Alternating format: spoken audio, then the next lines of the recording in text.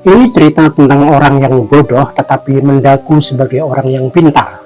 Kita sering bertemu dengan karakter demikian, bukan? Sangat menyebalkan. Seperti cerita orang yang menuding-nuding petinggi negara berijazah palsu. Ternyata dia sendiri ijazah SMP pun tidak punya. Ijazah SD-nya mungkin disekolahkan di Pegadaian, tapi tidak lulus-lulus sampai DU.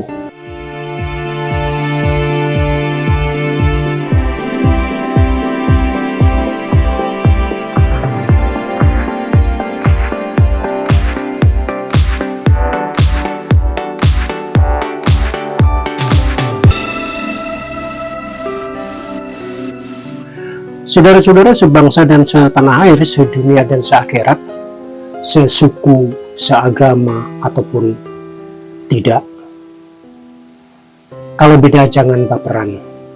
Syukurilah perbedaan sebagai berkah untuk belajar menghargai lian, karena perbedaan bukanlah aib, beda cerita dengan perpecahan.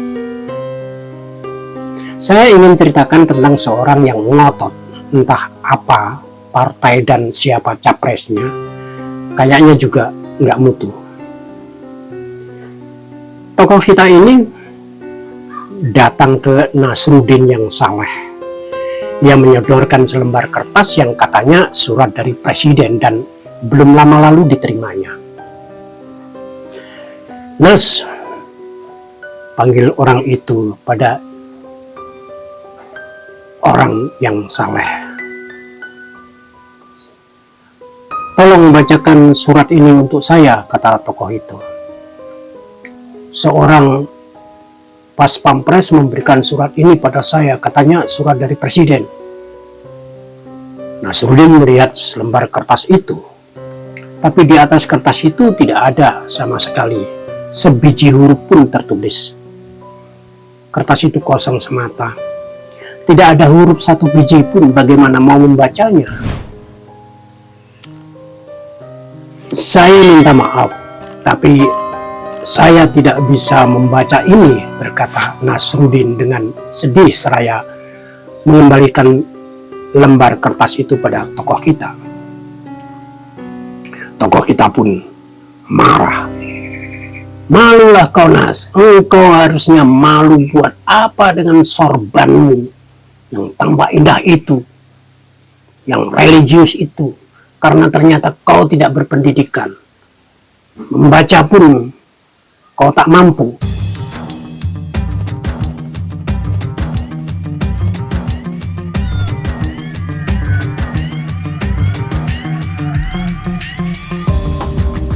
Nasruddin segera merasa. Ia melepas sorban yang dikenakannya. Karena sorban pada zaman Nasruddin sebagai simbol bahwa orang itu berpendidikan.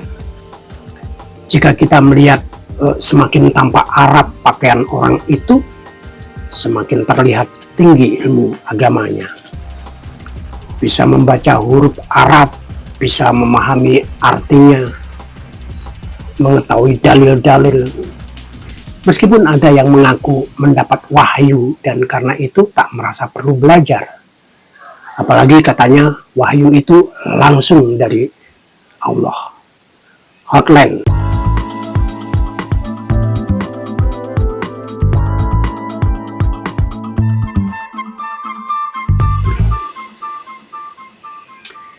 Nasruddin yang memang selalu mengenakan sorban, sebenarnya untuk menutupi rambut yang mulai menipis di kepalanya, kemudian melepaskan sorbannya.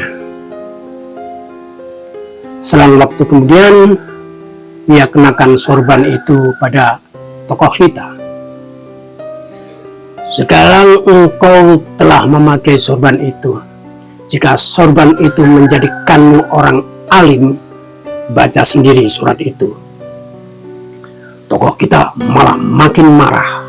Setelah memakai sorban, tetap saja ia tak bisa membaca lembar kertas yang dikatakan surat dari presiden itu. Bagaimana saya bisa membaca? Saya ini buta huruf. Nasruddin, teriak tokoh kita. Nasruddin balik kanan dan meninggalkan tokoh kita. Marhaban ya Ramadan, marhaban ya Ramadan.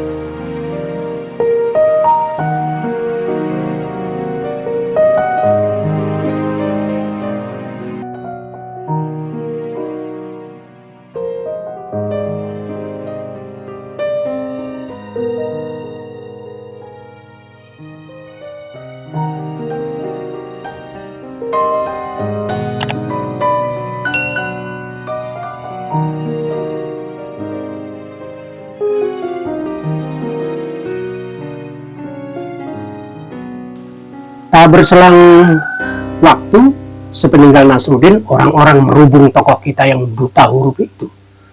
Orang-orang bertanya padanya, karena tokoh kita ini memakai sorban, mestinya dia bisa membaca. Ternyata tetap saja tidak.